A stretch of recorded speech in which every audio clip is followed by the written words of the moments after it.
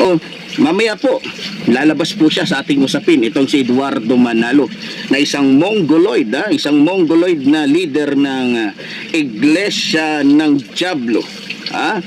So, alam ko marami sa inyo, kung hindi man lahat, alam ko marami sa inyo nakakakilala kay Ka-Percy Lapid.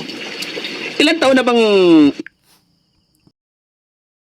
Morning. May update po tayo, no? Sa kay Epifanio Labrador, yung bago niyang video, guys, yung upload ba? Magimarites na ito, guys, no? So, guys, lalo na itong sa mga taga-INC. Iglesia, guys, tropo na yun, guys. Okay, magandang hapon po sa inyong lahat, mga minamahal kong mga kababayan, lalong-lalo na po sa ating mga kababayan na lagi pong sumusubaybay sa ating programang Reaction Mo, Birada Ko. At syempre sa ating mga kababayan... Tika lang guys, no? May isikit lang ako. Saan ba siya, guys? Di ba dati, guys, yung nagbablog siya, yung nasa likod niya, no? Yung mukha nila na, ba, ni Romualdez at saka ni Pangulong Ferdinand Marcos, si BBM. Bakit ngayon, guys, no? Yung sa likod niya para ng mga dahon ng niyo, guys, no? Yan, tuloy natin, guys, to. Kaya na bahala dyan.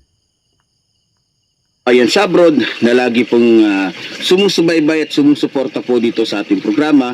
At syempre, sa akin pong mga kumpare, kumare, na lagi pong nandiyan dyan upang tayo po ay suportahan at bigyan ng advice. At syempre, binabati ko na rin ang ating mga kuya, ate sa The Fraternal Order of Eagles, no?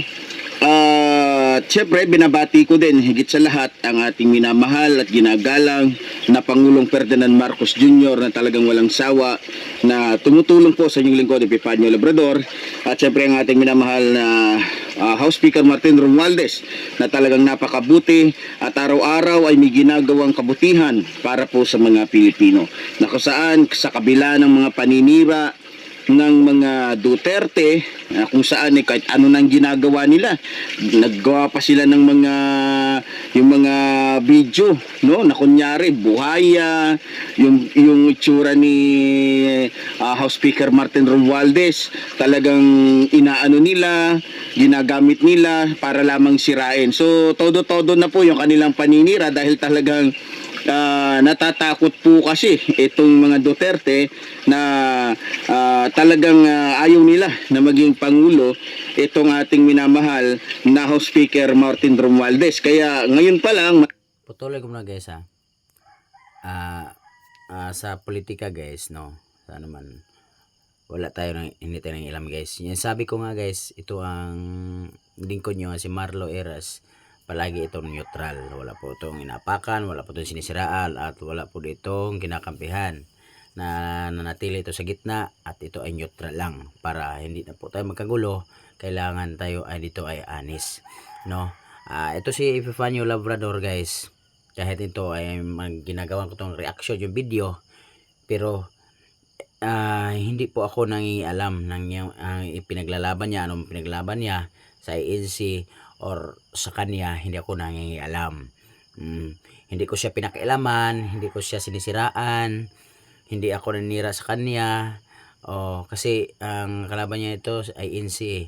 So bahala na sila doon, INC at saka Labrador. Basta itong sa akin, neutral lang ako. Hindi ko siya sinisiraan, hindi ko siya inapakan, hindi ko siya sinisiraan. Ang sa akin itong video, reaction lang. Reaction lang ito. Tuloy nyo, guys. Tuloy natin pinoorin, guys. Malayo pa lang, sinisira na po. Winawasak na po. Talagang lahat ginagawa na nila para lamang po masira ang ating minamahal na House Speaker Martin Romualdez. Okay, kagaya po ng ating napag-usapan kahapon at naipangako ko. Sa totoo lang, dapat ito, mga siguro, nakarambuan pa to, dapat naging topic ko eh. Pasensya na doon sa mga kababayan natin, lalong-lalo na doon sa mga tunay na Iglesia ni Cristo, Oh, so magandang hapon po sa inyong lahat doon sa mga tunay na iglesia ni Kristo. Pero doon sa mga iglesia ni Manalo, mga putang ina ninyo. Ha? Yan lang masasabi ko lagi. Sa iglesia ni Kristo, magandang araw po sa inyong lahat at pagpalain po kayo ng may kapal at sana ay lagi po kayong nasa mabuting kalagayan. Pero sa mga iglesia ni Manalo na Diablo, mga putang ina ninyo. Yan lang ang masasabi nyo. Mga putang ina ninyo. Ha? O may nababasa na naman ako. Tinatakot na naman ako. So akala siguro nila, mga minamahal ko mga kababayan, biro mo ba naman, lahat nilabas nila sa Facebook, akala nila matitinag tayo, akala nila dahil dun sa mga pinapakita nila, pinalalabas nila, kesyo ganito, ako daw ay may kasong rape, ako daw ay may kasong qualified tape, ako daw ay may kasong ganito, ganyan. Mga putang ina ninyo, kahapon lang galing ako sa NBI. Binisita ko pa yung tsuhin ko. Kahapon lang tumawag din ako sa mga kaibigan ko. Baka sabi ko nga hayaan na natin. Kahapon may tumawag din sa akin sa parting Albayog. May tumawag din sa akin sa parting Daram. May tumawag din sa akin sa parting itong isa. Kung di ako nagkakamali, banda dito na sa So, minomonitor daw tayo. Pati dyan sa, ang sinasabi niya, mayroon pang isa na lugar, Tarangnan. So, minomonitor daw tayo, inaano daw tayo. Hindi nila alam, sila yung namomonitor ko. Dahil yung mga Katoliko, masusugid natin taga-subaybay, na natutuwa sa ginagawa natin sa ating pagbatikos sa mga tulongges ng mga kultong reliyon, nagsasabi po sa akin. At sila po ang nag-aano sa akin na ganito, ganyan. Yan ang nangyayari. So, salamat sa inyong lahat. No? Kaya nga tayo ay talagang mas lalong umiigting yung ating pagkikipaglaban dahil sabi nga nila, tanging nabubukod tangi lang si Epifanio Labrador na nag-iisang vlogger na hindi natatakot na ibunyag ang kawalangyaan, kahayupan, kademonyuhan ng isang kultong reliyon na pinamumunuan ng isang Mongoloid. Mongoloid na si Eduardo Manalo. Na kung saan siya ang sumira sa totoong iglesia ni Kristo. Yung dating totoong iglesia ni Kristo, ngayon ay iglesia na ni Eduardo Manalo na Diablo. Guys, patuloy natin guys, no? Makisigit lang, no? Siyempre, masasaktan talaga mga members ng ANC, Iglesia ni Cristo. Kasi tinatawag ng Diablo, minumura. Guys, sa sarili ko lang opinion guys, bakit umabot pa sa ganong mga pangnalait guys, at pang ano guys no, pang ganyan nga pansalita guys ba, no? Ako Katoliko ako, pero hindi naman kailangan siguro nga umabot pa sa ganon nga mga sistema na pananalita guys, no? Kung may kinakampihan ka, pwede naman po siguro guys, no, na puriin yun lang tao. Ito ganito si Romualdez, ganito si BBM, magaling ito magdala sa ating bansa, magaling po ito sila, marami ito nagawa ng project, marami po ito silang nagagawa ng mga proyekto, at marami natutulungan ng mga mahirap, at maraming nabigyan walang trabaho, maraming mga project, mga kalsada at mga tulay nga nagawa mga project or mga building o mga municipalities nga napaganda. And then maraming natulungan na mahirap yung walang makain, at mga farmers, no, marami itong matulungan ito, at marami itong nabigyan ng walang trabaho, at marami itong nabigyan ng walang pagkain, no. Itong si PBM at si Romualdez, marami itong nagawa ng project dito sa ating bansa, ating Pilipinas, na magaling ito dumala sa ating bansa. Pwede naman ganun ang mga sinasabihin niya guys, no. Puriin yung tao si BBM at si Romualdez, ito mabuting tao, hindi ito magnanakaw, hindi ito korap, no. Pwede naman ganun ang yung mga sistema, mga pananalita, no. Puriin niya ng tao, kampihan niya yung tao, no. Kung pupuriin na lang, no, kaysa maninira ka, magmura ka, at saka maninira ka, at saka mga apak ka ng tao, at saka napakahanghang mo yung mga salita mo. Pasensya na po Epifanio Labrador, hindi po kita sinisiraan dito. Ako, ito ay sariling opinion lang, at ako po ay sariling opinion at reaction lang po itong ang sa akin. Hindi po ako naninira sa'yo. Yung kagaya yung mga sinasabi ko sa aking vlog, nanatili akong neutral. Dito sa INC, parang hindi man sa neutral ako parang naawa din ako na parang palaging nakarinig na malutong na mura at palaging nakarinig ng paninira, panglalait. Hindi, pareho tayo tao, pareho tayo Pilipino, dapat sana magkasundo at magkaayos na lang sana at pareho naman tayo mamamatay din tayo, lumalabay lang ito dito sa mundo natin, no? Hindi po tayo bato, hindi po tayo magtatagal sa mundo at lumalabay din tayo na tayo ay mawawala din tayo dito, no? Kaya sana magkaayos na sana at magkasundo at magsamahan na sana para uunlad ang ating bansa. Hindi tayo mag-away-away dito. Mas lalo tayong lulubog sa kahirapan at lulubog tayo ng lulubog, no? Tatawanan lang tayo ng ibang bansa nag-away-away. Ituloy natin guys, yung ano niya, mga pananalita. Ituloy natin. Ito. Blue. Ha? So, alam niyo mga minamahal ko mga kababayan, sa totoo lang nakakalungkot. Dahil lamang sa isang taong gustong maging hari sa buong Pilipinas. 'Di ba? Biro mo, hindi siya natatakot na ipakulong pati yung kanyang magulang, pati yung kanyang kapatid para lamang sa kanyang sariling intensyon, no? So mamaya po, lalabas po siya sa ating usapin, itong si Eduardo Manalo, na isang Mongoloid, isang Mongoloid na leader ng Iglesia ng Diablo. So, alam ko marami sa inyo, kung hindi man lahat, Isisingit ko guys, no? Talaga, no? Napakasakit po, no? Pakinggan, tawagin ka Mongoloid. Nako. Pero kung pa man, ayun sila po talaga ang tututol niyan at talaga maghuhusga niya, no? Dahil sila po ang nandito na lagay sa ganyan. Pero sa akin, no, dahil pupuri ka kakampi ka ng mga ng politiko, pupuriin mo lang sana guys, no? Huwag mo sirain yung mga kalaban, ganun. Pupuriin mo lang tao kasi kahit ano pong paninira mo, kahit ano pong gagawin mo dito sa social media paninira, talagang hindi po talaga ka magwawagi dahil po alam ng taong bayan kung sino po ang talagang may pusong dumala sa ating bansa, no? Kahit anong paninira, pag ang tao pong bayan po ay alam nila, no, kung anong nangyayari sa ating bansa ngayon. Yan, patuloy natin guys. alam ko marami sa inyo nakakakilala kay Kaper Silapid. Ilang taon na bang pinatay o pinapatay si Kaper Silapid? Kung di ako nagkakamali, halos magkasunod lang sila o taon yata ang pagitan ni Gobernador Roel Ragay Digamo at ni Kaper Silapid. Alam niyo po ba, si Kaper Silapid ay napakabait po ito sa personal, stricto.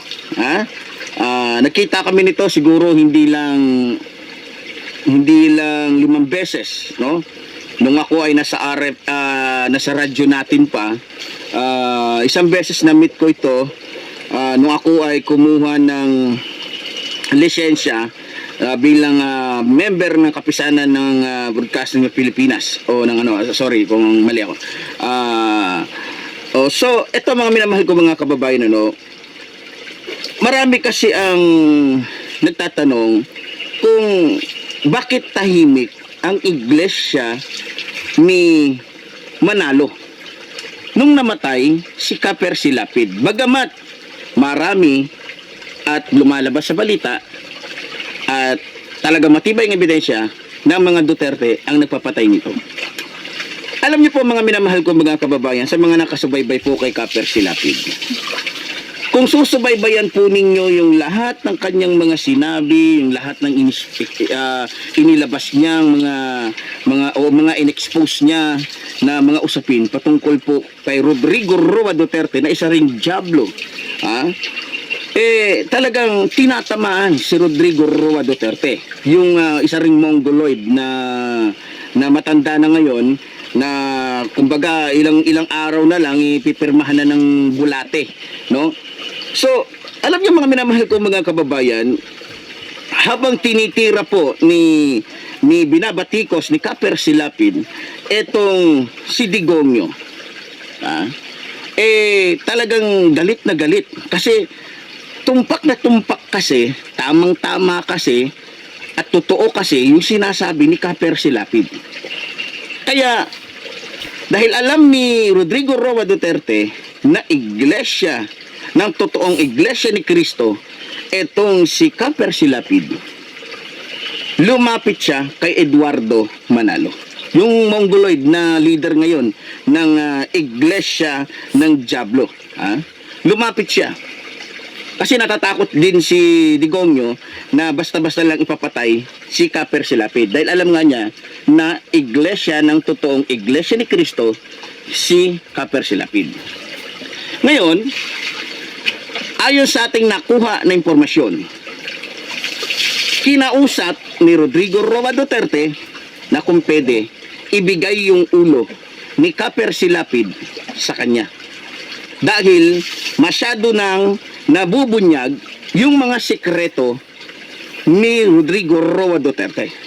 At masyado na siyang nasasaktan, natatamaan, at tila nabubuksan ang isipan ng karamihang mga Pilipino sa kanyang, yung kaisipan ng mga Pilipino sa kanyang mga sinasabi.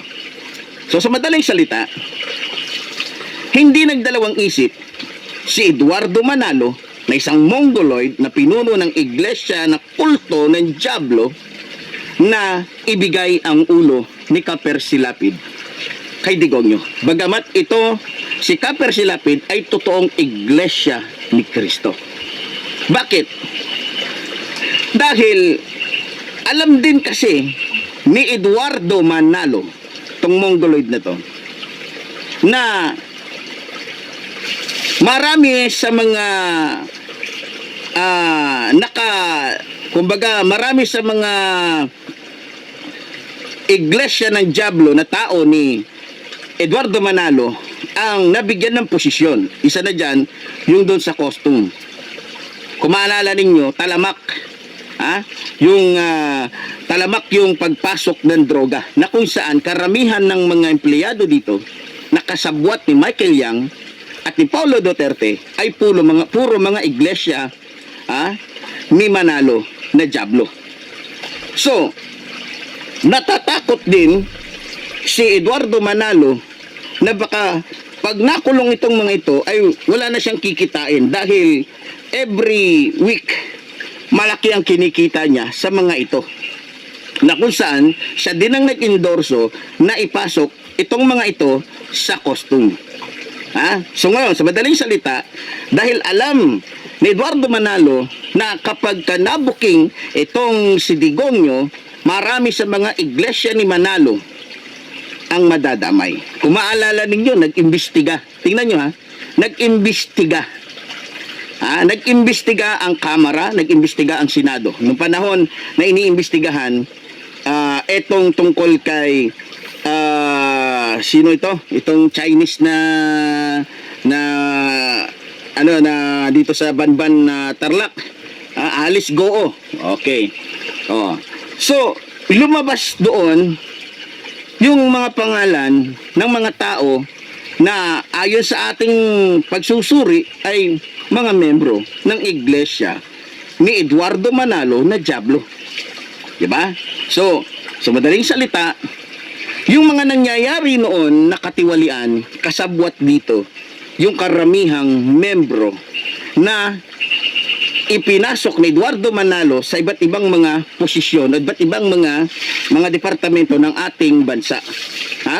Ipinasok niya sa pamamagitan ng kanyang paghihingi ng pabor kay Rodrigo Roa Duterte na tinulungan nila.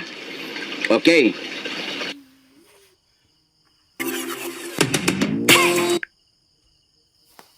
Grabe guys, no. Siyempre, wala tayong dyan. Dalawang isip si Eduardo Manalo na ipapatay si Kaper Silapid. Hindi siya nagdalawang isip na ibigay kay Rodrigo Roa Duterte yung ulo ni Kaper Silapid dahil hindi lamang si Duterte ang naaapektuhan o pwedeng maapektuhan. Dahil lalabas at lalabas talaga na karamihan sa maiimbestigahan at malalaman mga membro o mga member ng iglesia ni Manalo na kulto na Diablo. So, natakot. Marami sa mga membro ni Eduardo Manalo na kasabwat ni Digongyo sa mga katiwalian noong panahon na yon ang natatakot kasi talagang madadamay sila. So, para tumahimik si Kaper Silapid at hindi na magsalita, nagbayad si Duterte ng taong titira kay Kaper Silapid. At sino ang kanyang inutusan? Para madali at hindi halata. Dahil nung panahon na yon, si Bantag ay nasa Bucor. Eto, si Bantag ay kilala natin na kuno ay istrikto katulad ni Bato de la Rosa, nagalit sa droga, etc. etc. Pero sa mga hindi nakakalam, si Bantag po ay iglesia ni Manalo na Diablo. Membro siya ng iglesia ni Manalo na Diablo. Hindi po siya membro ng iglesia ni Cristo na tunay. Ang tunay po kasi ng iglesia ni Cristo, tulad po kasi na sinasabi, kaya nga po kinaklaro ko, ang tunay po kasi ng iglesia ni Cristo, mabait. Mabait, tingnan nyo.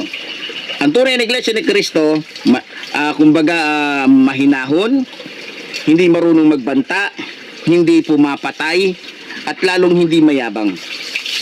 At lalong hindi mapagmataas. At ang tunay na iglesia ni Cristo ay mapagpatawad. Katulad ng itinuro ni Jesus Christ sa kanyang mga alagad. Ibang-iba sa iglesia ni Manalo na kung titignan ninyo, kuyog. Para silang fraternity. Pag may narinig silang konting ganito, ganyan, gusto ng manakit at pumatay.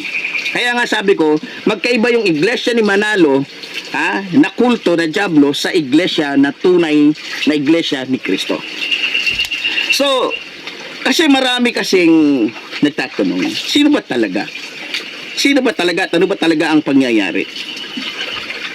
Sabi sa akin ng isa sa kaibigan ko, yung ina-expose ko ngayon, dapat ang bibigyan nila dito ng yung ibang vlogger. Ang problema, natatakot sila.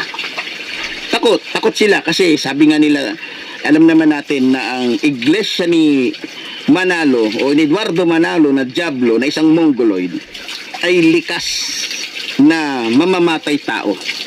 At talagang ito ay may mga hitman. Sila ay may mga killer. So, sa madaling salita, mga minamahal ko mga kababayan, nandiyan na yung aking aso. Nakasilip na yung aking aso. So ngayon, bakit ba nasama sa usapin natin itong si Bantag? Ganito po kasi yan. Nung pinlano na ng dalawang mongoloid na ito, ni Eduardo Manalo at ni Duterte, na ipapatay si Kaper Silapid, naisip nila na si Bantag ang utusan. Dahil unang-una, sa mga hindi po nakakalam, si Eduardo Manalo po ang nag-request o humingi ng pabor kay Duterte na italaga ito sa Bucor. Ngayon, walang magagawa itong si Bantag dahil malaki ang utang na loob niya unang-una kay Eduardo Manalo. Dahil kung di dahil kay Eduardo Manalo na isang mongoloid na nag-request o humingi ng pabor, alam naman natin Iglesia ni Cristo, di ba? Hindi daw nanghihingi ng ganito ganyan, pero mas madami yung hinihinging pabor. Diba? So, eto na. Dahil hindi makatanggi si Bantag, naisipan ni Bantag na magpalabas ng isang kriminal na wala nang pag-asang makalaya para utusang humanting o para utusang ipapatay si Kaper Silapid. So, pagkatapos nun, marami nang nangyari. So, para hindi na masyado mataas, sa madaling salita, minanipula nila. Ngayon, dahil malakas ang ebidensya na si Bantag ang nagpapatay, na kung saan dahil sa utos ni Rodrigo Roa Duterte at Eduardo Manalo, itinago po ng iglesia ni Eduardo Manalo na Diablo si Bantag. Kaya, bakit hindi makita si Bantag? Bakit hindi makita si Bantag? Nasa Amerika ba siya? Nasa ibang bansa ba siya? Tinatago pa siya ni Rodrigo Roa Duterte o ng iglesia ni Eduardo Manalo na Diablo?